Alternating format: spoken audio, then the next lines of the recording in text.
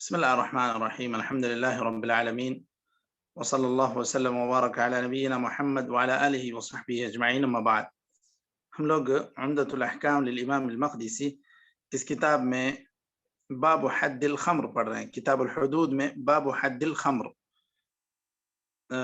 اس سے پہلے ہم لوگوں نے مختلف حدود کا تذکرہ اس کتاب الحدود میں پڑھا ہے. اب یہ شراب کی حد کیا ہے اس تعلق سے یہاں پر ایک حدیث ذکر کی. جی شروع کریں. ہمارے پاس بسم اللہ الرحمن الرحیم. باب حد الخمر.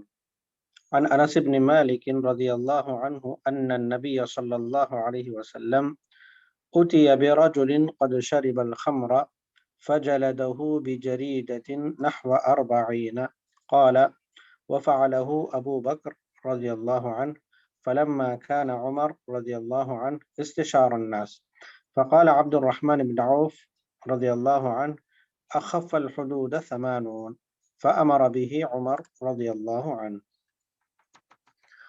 وعن أبي بردة هاني بن نيار البلوي الأنصاري رضي الله عنه أنه سمع رسول الله صلى الله عليه وسلم يقول لا يجلد فوق 10 أسوات إلا في حد من حدود الله. بسم الله الرحمن الرحيم الحمد لله رب العالمين وصلى الله وسلم وبارك على نبينا محمد وعلى آله وصحبه أجمعين أما بعد. باب حد الخمر.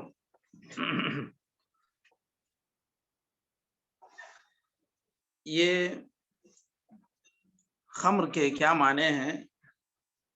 خمر کے معنی اصل میں چھپانا، کور کرنا. اختمرت المرأة اذا غطت رأسها. عورت اوڑھنی اوڑھ لی جب وہ اپنے سر کو چھپا لے. تو اسی سے خمر کے معنی لیے گئے ہیں، اور اس کے معنی مخالطہ کے بھی ہیں، مل جانے کے. تو یہ چیز اسی لغوی معنی سے لی گئی ہے کہ شراب یا خمر اس کو کہتے ہیں جو کسی کے عقل کو ڈھاک لے، چھپا دے عقل کو. اب یہاں پر شرعی اعتبار سے اس کی تعریف وہی ہے کہ کوئی بھی چیز جو عقل کو ڈھاک لے، کسی بھی قسم کی ہو، چاہے کسی بھی قسم کے مشروبات سے ہو، کوئی فروٹ سے بنائی گئی ہو، کسی اور ڈرائی فروٹ سے بنائی گئی ہو، چاہے انگور سے، چاہے کاجو سے، تو کسی بھی طریقے سے بنائی گئی ہو، شراب شراب ہی ہے. اور اس کا اطلاق ہر اس چیز پر ہوتا ہے جو نشہ-آور ہو. اس کا تو حکم واضح طور پر اللہ تعالیٰ نے سورہ مائدہ میں ذکر کیا، یا ایھا الذین آمنوا انما الخمر والمیسر والانصاب والازلام رجس من عمل الشیطان فاجتنبوہ لعلکم تفلحون. تو اللہ تعالیٰ نے شراب کا تذکرہ کیا بتوں کے ساتھ. تو یہ اتنی گندی چیز ہے، شرک کے ساتھ اللہ تعالیٰ نے اس کا ذکر کیا ہے. احادیث میں تو مختلف قسم کے احادیث اس کے حرمت کے تعلق سے وارد ہیں. جیسے آپ صلی اللہ علیہ وسلم نے کہا کل مسکرن خمر وکل خمر حرام. یہ الفاظ ہیں آپ صلی اللہ علیہ وسلم کے جو صحیح مسلم میں ہیں کہ ہر چیز جو ڈھاک لیتی ہے انسان کے دماغ کو، جو بند کر دیتی ہے، وہ سب نشاور چیز شراب ہے، اور ہر شراب حرام ہے. فلاں چیز کی ہو تو حرام، فلاں کی ہو تو حرام نہیں ہے. یہ غلط تعبیر ہے اور یہ صحیح مفہوم نہیں ہے، کیونکہ یہ اصل میں یہ بات اس لیے کہہ رہے ہیں کہ علماء کے درمیان اس میں اختلاف ہے کہ شراب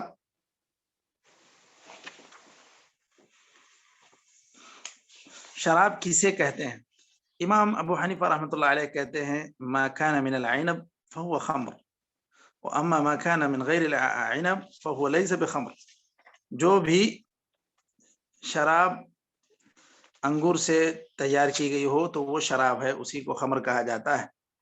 جو دیگر چیزوں سے تیار کی گئی ہو وہ شراب نہیں ہے. یہ امام ابو حنیفہ کی رائے ہے. ان کو کوفیین کہ یا رأی اہل الکوفہ کہتے ہیں. بہرکیف راجح بات اس میں یہی ہے کہ کوئی بھی چیز جس کے ذریعے سے نشہ آور مشروب تیار کر دیا جائے وہ شراب کا حکم رکھتی ہے، یا کوئی بھی مشروب ہے تو وہ شراب کا حکم رکھتا ہے. یہاں اس کے کئی نقصانات ہیں، اس لیے اللہ تعالیٰ نے اس کو حرام کیا. اس کے دینی نقصانات ہیں، اس کے اخلاقی نقصانات ہیں. اس سے بڑھ کر انسان کے لیے اور کیا نقصان دہ بات ہوگی کہ انسان اپنی عقل کھو بیٹھے وقتی طور پر اور ایسے حرکتیں کرے کہ بچے بھی اس کی حرکتوں پہ ہنسنے لگے. اور جب اور زیادہ انسان نشہ بے حساب وہ جو ہے نشہ کرے تو پھر اس کے بعد وہ جا کے کہاں گرتا ہے اس کو بھی ہوش نہیں، گندگی میں بھی گرتا ہے. حالانکہ ایک انسان جو پڑھا لکھا ہے، اللہ تعالیٰ نے اس کو عقل جیسی نعمت سے نوازا ہے، وہ بھی ایک دم جانوروں کی حالت اس کی ہو جاتی ہے. اب تو اس سے زیادہ مضحکہ خیز کیا بات ہوگی انسان کے لیے کہ انسان پیسے دے کے خود اپنی عقل برباد کرے. ایک تو شرعی اعتبار سے یہ تو حرام ہے اور یہ حد کے مستحق ہے، وہ انسان حد کا مستحق ہے جس نے اس طرح کا گناہ کیا. اب اس کے علاوہ عقلی طور پر بھی اگر ایک انسان طبیعی طور پر بھی اس کے اوپر غور کرے تو یہ کتنی بری بات ہے کہ ایک انسان خود پیسے دے کر پیسے خرچہ کر کے خود اپنی عقل کو برباد کرے. اور صرف یہ عقل ہی وقتی طور پر برباد نہیں ہوتی، بعد میں اندر جا کے کئی ایک بیماریوں کو وہ جنم دینے کا سبب بنتی ہے شراب. تو یہ اسی لیے اللہ تعالیٰ نے اس کو حرام قرار دیا اور اس کی حرمت قرآن سے سنت سے ثابت ہے اور سارے علماء اسلام کا یعنی اجماع ہے کہ یہ شراب حرام ہے. دیکھیے اب حدیث میں سب سے پہلے یہاں پر جو حدیث انہوں نے ذکر کی ہے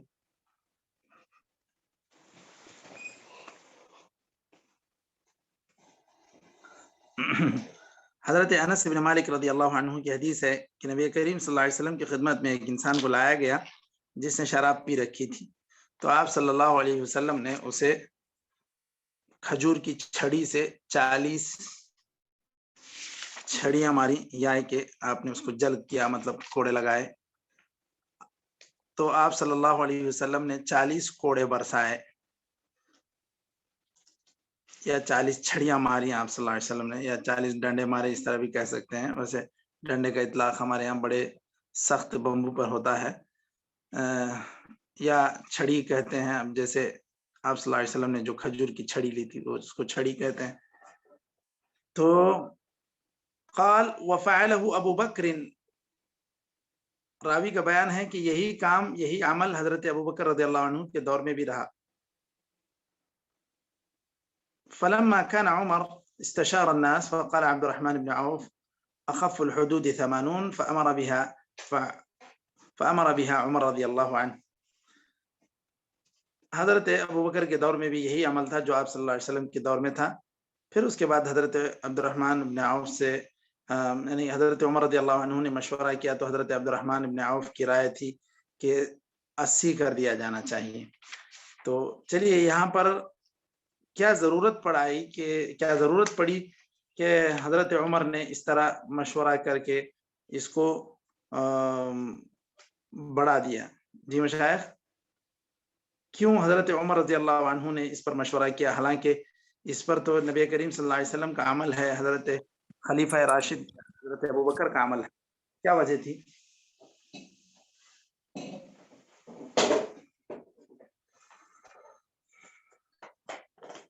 جی مشائخ، سوال سمجھ میں آیا؟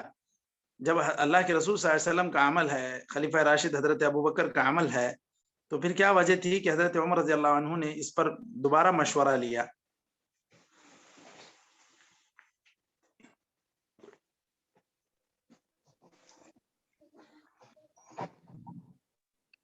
بس اندازن کہا جا سکتا ہے شیخ، ایک دم جو ہے نا ٹھوس بات کا علم نہیں ہے. جی بتائیں. شاید وہ 40 کوڑے کھانے کے باوجود جو ہے نا وہ اسی لت میں پڑے تھے ہوں گے، اس لیے عمر رضی اللہ تعالیٰ عنہ نے اور زیادہ کرنے کی جو تجویز پیش کی ہوگی. جی اور مشائخ اور کچھ ذکر کریں گے؟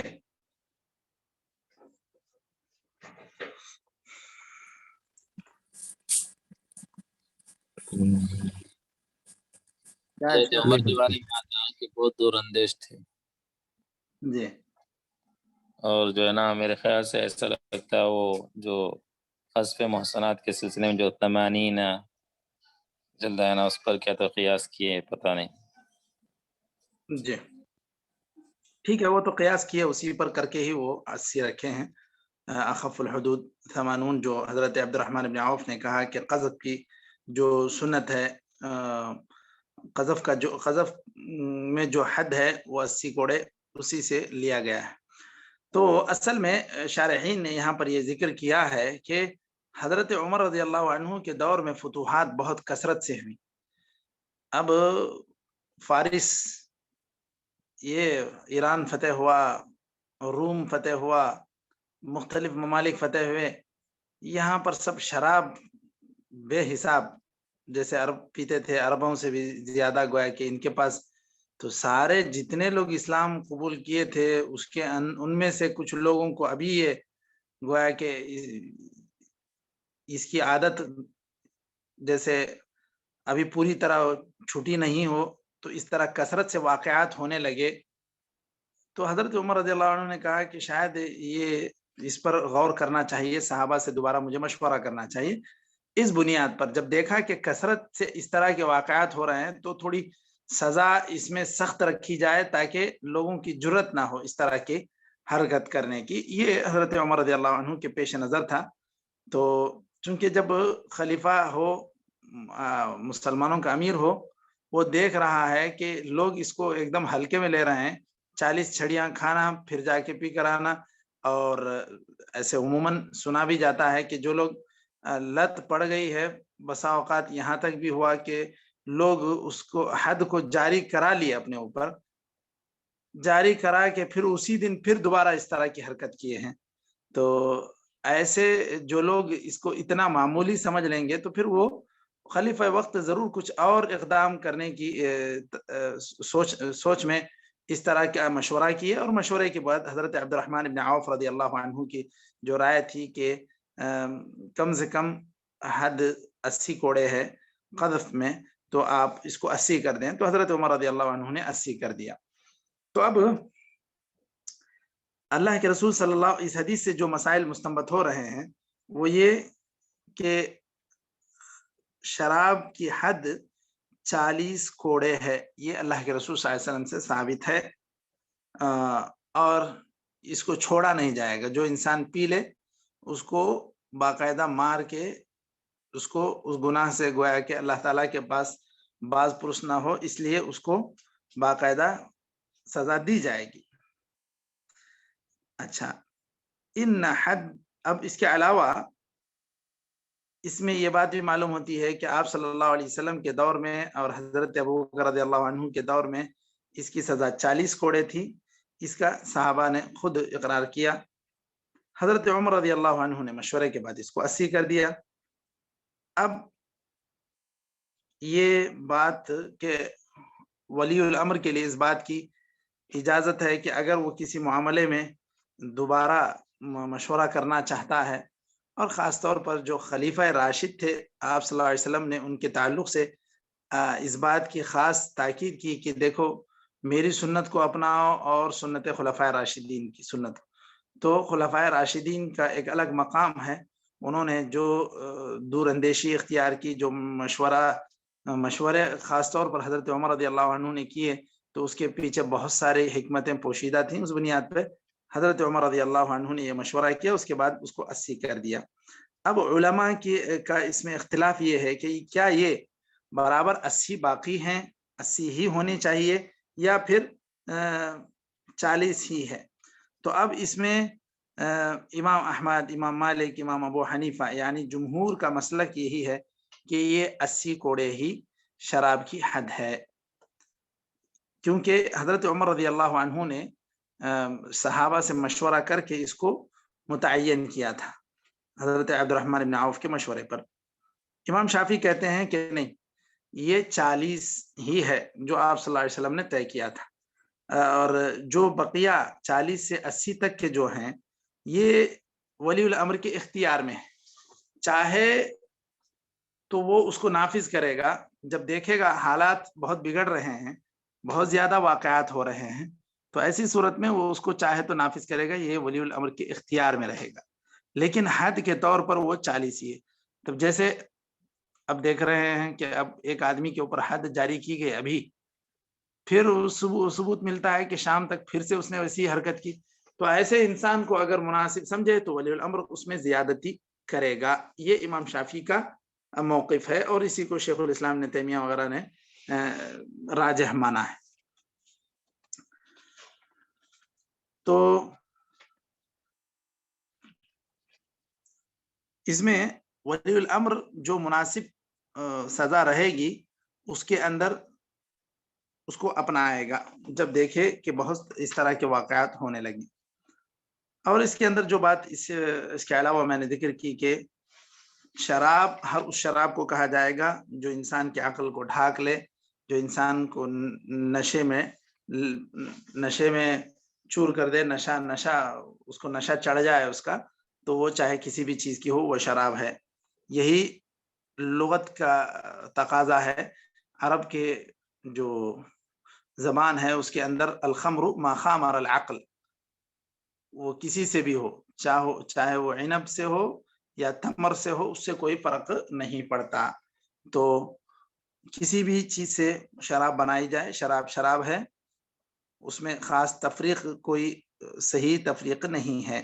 یہی صحابہ کرام کا موقف ہے، کیونکہ مدینے میں انگور کی شراب آتی کہاں تھی؟ زیادہ تو یہی کھجور وغیرہ کی ہی شراب وہاں پر استعمال تھی، اسی کو حرام قرار دیا گیا، اور صحابہ نے اسی کے جو گھڑے مٹکے تھے، وہ جب شراب حرام ہوئی تو اسی کو لڑکا دیا، مدینے میں شراب بہائی گئی۔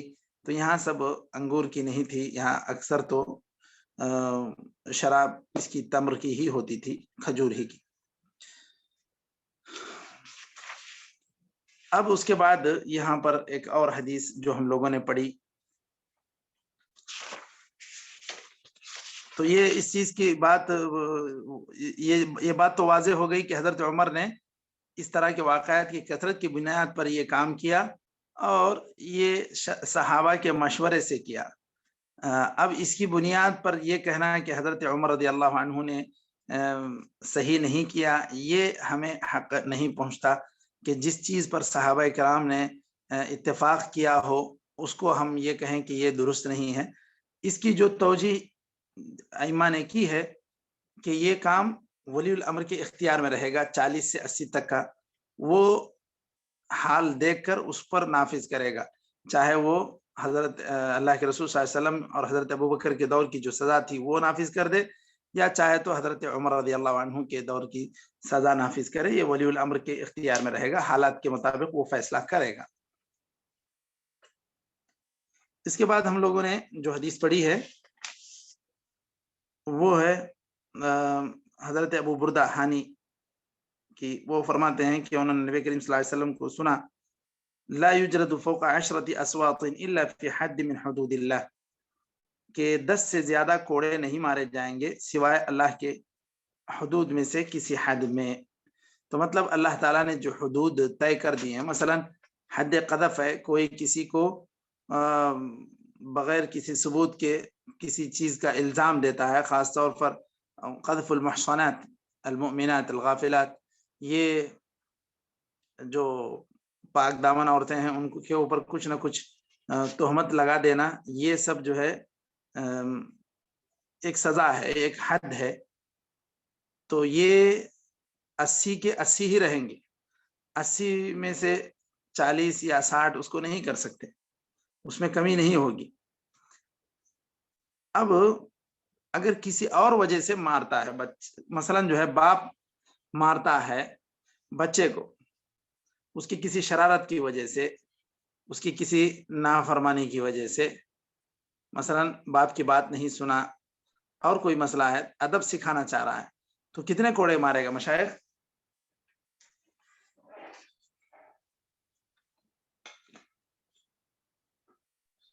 اب اس حدیث سے تو واضح ہے شیخ کہ 10 کوڑے ہی مار سکتا ہے، اس سے زیادہ نہیں. جی یہی بات اس سے سمجھی گئی ہے. اس کا موٹا مفہوم یہی ہے، اس کا واضح اور بدیہی مفہوم یہی ہے کہ جو حدود اللہ تعالیٰ کی طرف سے طے ہیں اس کے اندر 80 طے ہے تو 80، شراب کی اگر مان لیں 40 تو 40 یا 80 تو 80، وہ سب ان حدود میں جو اللہ تعالیٰ نے طے کر دی. اور اس کے علاوہ اگر آپ کسی کو سزا دینا چاہ رہے ہیں، خادم کو سزا دے رہے ہیں، تو وہاں آپ 80 کوڑے نہیں ماریں گے، آپ 10 سے کم ہی، 5 6 2 4 10 کے نیچے. یہ اس کا مفہوم ہے. اب اس حدیث سے یہ بات معلوم ہوتی ہے کہ اللہ تعالیٰ نے جو حدود طے کر دیے ہیں تو یہ اصل میں اس کام سے روکنے کے لیے یہ ایک سزا ہے. اور اس کے بعد جو بچوں کو ہم مارتے ہیں یا ادب سکھاتے ہیں تو یہ کوئی حد نہیں، یہ کوئی اللہ تعالیٰ کی طرف سے طے شدہ حد نہیں ہے. یہ انسان اپنی ثوابدید کے مطابق وہ 1 تھپڑ 2 تھپڑ لگا سکتا ہے. بلکہ صحیح طریقہ زیادہ مناسب یہ ہے تربیت کے لیے کہ پہلے نصیحت سے کام چل جائے تو چلا دے، نہیں بہت ضروری ہی ہے تو اس وقت ہاتھ اٹھائے. اور اس حدیث سے جو بات معلوم ہو رہی ہے کہ اس سے زیادہ کرنا، 10 کوڑے سے زیادہ مارنا، یہ گویا کہ حرام ہے. کیونکہ بسا اوقات بعض لوگ غصے میں کسی کو ادب بھی سکھانا ہے، مثلا جو ہے نوکر ہی کو مار رہے ہیں تو جانور کی طرح پیٹ دیں گے تو یہ حرام ہے. اس کو مارنا ہے تو بھی اتنا ہی ماریں جو ایک معقول، جس کو مار کہا جاتا ہے، 1 تھپڑ 2 تھپڑ. اس طرح لے کے اس کو بیل کی طرح ماریں، یہ درست نہیں ہے. اچھا، اس کے اندر جو اختلاف ہے مفہوم میں کہ امام ابو حنیفہ، امام شافعی یہ کہتے ہیں کہ اس سے مراد اللہ تعالیٰ کے حدود، یعنی اب جو اس میں بات کہی گئی الا فی حد من حدود اللہ، تو اس سے حدود سے کیا مراد ہے؟ کیا حدود سے مراد وہ سزائیں جو اللہ تعالیٰ نے سزا زنا کے لیے، قذف کے لیے، سرقہ کے لیے رکھی، وہ سزائیں ہیں؟ تو اگر وہ سزائیں ہیں تو پھر اس کا مطلب یہ ہے کہ جتنی بھی اس کے علاوہ نافرمانیاں ہوں گی ان تمام میں 10 کوڑے سے نیچے ہی مارا جائے گا. مثلا کوئی آدمی روزہ چھوڑ کے گھومتا ہے، رمضان کا وقت ہے، روزہ چھوڑ کے گھوم رہا ہے، مثلا جو ہے کہیں بیچ راستے میں کھڑے ہو کے جوس پی رہا ہے، لوگوں کو گویا کہ کیا بولتے ہیں اس کو، اس کے لیے یعنی لوگوں کو ایک طرح کی لالچ دلا رہا ہے جوس کی، حالانکہ وہ لوگ روزے سے ہیں. تو اس طرح کا کام کرنا یہ گویا کہ یہ سزا کا مستحق انسان ہے. تو اب ایسے انسان کو کتنے کوڑے ماریں گے؟ تو اب اس کے اندر تو اللہ تعالیٰ کی طرف سے طے شدہ سزا نہیں ہے اس طرح کی بے ادبی کرنے والے پر. اس کے لیے امام خود طے کرے گا تو 10 کوڑے سے نیچے ہی مارے. یہ بات، یہ مفہوم ہوگا اگر یہ مان لیتے ہیں کہ اس میں حدود سے مراد صرف وہ حدیں ہیں جو اللہ تعالیٰ نے طے کر دی ہیں، حد قذف، حد زنا. یہاں حدود کا جو کلمہ ہے، اگر ان حدود سے مراد وہی سزائیں ہیں جو اللہ تعالیٰ نے طے کر دی ہیں تو اس کے علاوہ جتنی بھی نافرمانیوں پر آپ سزا دیں گے اس میں 10 سے کم ہی دیں گے، 10 سے زیادہ کرنے کا اختیار نہیں ہے. واضح ہوئی مشائخ؟ یہ پہلا مفہوم ہے. بات واضح ہو رہی ہے کہ نہیں؟ پہلے مجھے بتائیں، پھر آگے بڑھتا ہوں دوسرے مفہوم کی طرف. جی شیخ بالکل.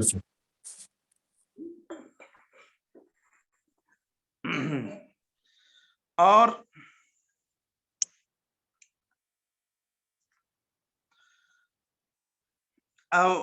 بعض تو یہ امام ابو حنیفہ امام شافعی کا موقف ہے یہ کہ حدود سے مراد وہی جو اللہ تعالیٰ نے طے کر دی وہی حدود ہے، اس کے علاوہ جتنی بھی نافرمانیاں ہیں ان میں 10 سے کم ہی کی سزا دی جائے گی۔ بعض علماء کا یہ کہنا ہے کہ ایسا نہیں ہے، یہاں پر حدود سے مراد اللہ کی عمومی نافرمانیاں ہیں، جیسے کسی کو کوئی انسان تکلیف دیتا ہے، اب یہ تکلیف دینا جس اعتبار سے ہو اس اعتبار سے سزا دیں گے۔ مثلا ڈرانا، دھمکانا، لوگوں پہ دادا گیری کرنا، یہ ایک ممنوع عمل ہے۔ والذین یؤذون المؤمنین والمؤمنات بغیر ما اکتسبوا فقد احتملوا بہتانا واثما مبینا، یہ تو حرام ہے ایذا دینا۔ تو اگر گنڈا گردی کرنے والوں کو امام پکڑ لیتا ہے، مطلب ولی الامر پکڑ لیتا ہے، ان کو 10 تھپڑ لگائے گا تو وہ 10 تھپڑ کیا ہے ان کے لیے، کیا حیثیت ہے؟ سمجھ رہے ہیں آپ لوگ؟ 10 تھپڑ ان کی دادا گیری کے حساب سے ان کے لیے تو کوئی حیثیت ہی نہیں ہے اس کی، یہ 10 تھپڑ کہیں یا 10 کوڑے ہی کہیں، اس کی تو کوئی حیثیت نہیں، وہ تو ادھر کوڑے کھائیں گے پھر شام تک ایک نہیں 2 کام ایسے کریں گے۔ تو بعض علماء نے اس سے مراد یہ لیا ہے کہ الا فی حد من حدود اللہ، اس سے مراد اللہ تعالیٰ کی معصیتیں ہیں۔ تو یہ مسلمانوں کو ڈرانا، دھمکانا، تکلیف دینا، یہ سب اللہ کی معصیتیں ہیں۔ تو ایسی معصیتوں میں امام چاہے تو 10 کے بجائے 20-30 لگا سکتا ہے کوڑے۔ یہ ایک موقف ہے جس کو امام ابن قیم وغیرہ نے تائید کی ہے کہ یہ جو تعزیر اصل کہتے ہیں، اس کو تعزیر کہتے ہیں۔ تعزیر کہتے ہیں اصل میں سزا دینا یا منع، جو سزائیں دی جاتی ہیں اصل میں اس کا مقصود کیا ہے مشائخ؟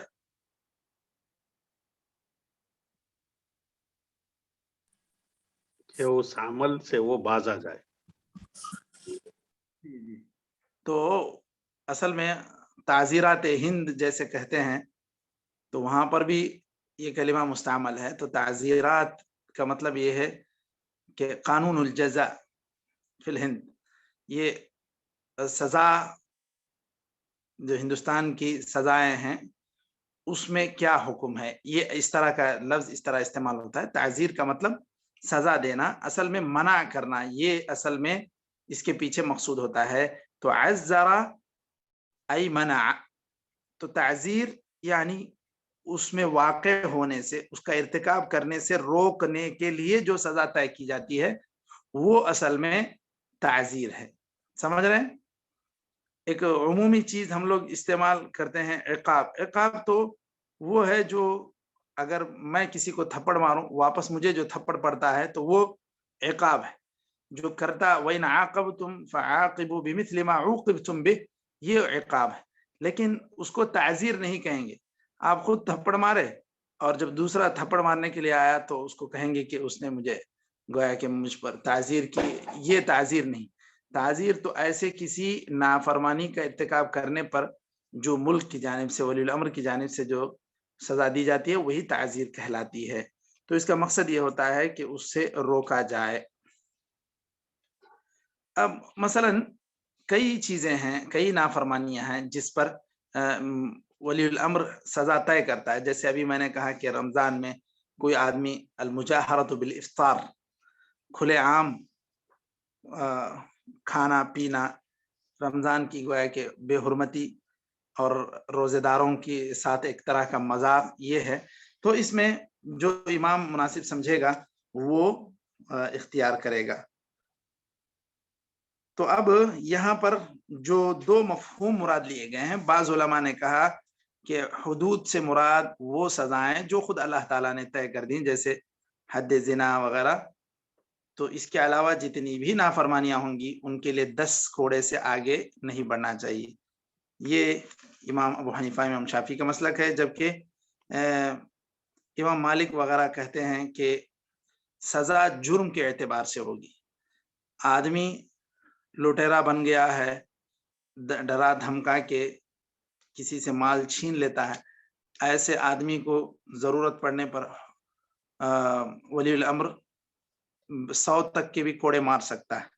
یہ بات امام مالک رحمۃ اللہ علیہ نے کہا، اور اسی طرح امام ابو یوسف نے بھی یہ بات کہی۔ شیخ عبد الرحمن سعدی نے بھی یہ بات کہی کہ امام کے لیے جائز ہے کہ 10 کوڑے سے زیادہ اختیار کرے اللہ کی معصیتوں میں۔ اب یہی 10 کوڑے سے زیادہ بچے کو نہیں مارا جائے گا، خادم کو نہیں مارا جائے گا، اس کو 10 سے اندر۔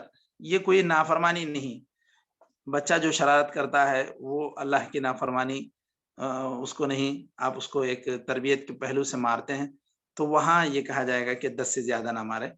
باقی جو لوگ جس قدر جرم کرتے ہیں ان کے جرم کے اعتبار سے اس کی سزا 100 تک بھی دی جائے گی، مطلب 10 سے زیادہ دی جائے گی۔ تو اس صورت میں الحد کا معنی ہوگا معصیت۔ اللہ کی معصیت کوئی کرتا ہے تو اس میں اس کو 10 سے زیادہ دی جائے گی۔ تو مطلب اللہ کی نافرمانی میں 10 سے زیادہ، اللہ کی نافرمانی نہیں ہے تو گویا کہ اس میں 10 یا 10 سے کم ہی دینا چاہیے۔ اب یہی امام ابن قیم وغیرہ نے کہا یہاں پر اصل میں مراد جو ہے یہ حقوق سے مراد وہ حقوق جو اللہ تعالیٰ نے اوامر اور نواہی کی شکل میں دیے ہیں۔ اللہ نے جو کام کرنے کا حکم دیا وہ ایک امر ہے، اس کو چھوڑتا ہے تو گویا کہ وہ معصیت کا ارتکاب کر رہا ہے۔ وَمَن يَتَعَدَّ حُدُودَ اللَّهِ فَأُولَٰئِكَ هُمُ الظَّالِمُونَ، جو اللہ تعالیٰ نے کہا اللہ کے حدود کو جو پھلانگ رہا ہے تو مطلب یہ کہ اللہ کی نافرمانیاں کر رہا ہے، تو ایسے نافرمانیوں کو کرنے والا اس کو اس کے جرم کے اعتبار سے سزا دی جائے گی۔ یہ امام قیم، امام مالک وغیرہ کا موقف ہے، اور شیخ عبد الرحمن سعدی وغیرہ نے بھی اسی کو ترجیح دی ہے۔ تو یہاں تک ہم لوگ آج رک جاتے ہیں ان 2 حدیثوں پر۔ اس کے بعد کتاب الایمان یا باب الایمان والنذور انشاءاللہ آئندہ حلقے میں کتاب الایمان والنذور پڑھتے ہیں۔ تو نکتفی بهذا القدر وصلی اللہ وسلم وبارک علی نبینا محمد وعلی آلہ وصحبہ اجمعین۔ السلام علیکم ورحمۃ اللہ وبرکاتہ۔